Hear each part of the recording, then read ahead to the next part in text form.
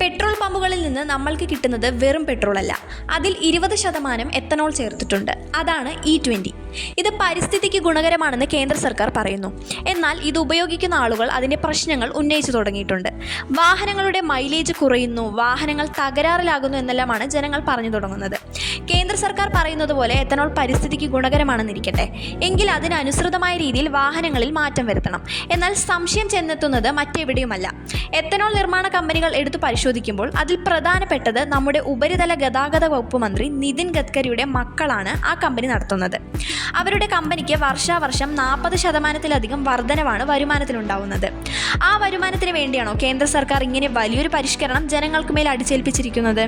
ജനങ്ങളുടെ ക്ഷേമത്തിനായാണ് സർക്കാർ മാറ്റങ്ങൾ കൊണ്ടുവരുന്നത് എന്ന് പറയുന്നുണ്ടെങ്കിലും ഇവിടെ ക്ഷേമം ജനങ്ങൾക്കോ അതോ എത്തനോൾ നിർമ്മാണ കമ്പനികൾക്കും കേന്ദ്രത്തിനുമാണോ?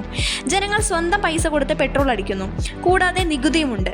നമുക്ക് E20 വേണ്ട എങ്കിൽ പെട്രോൾ മാത്രം അടിക്കാനുള്ള സ്വാതന്ത്ര്യം നൽകേണ്ടതല്ലേ?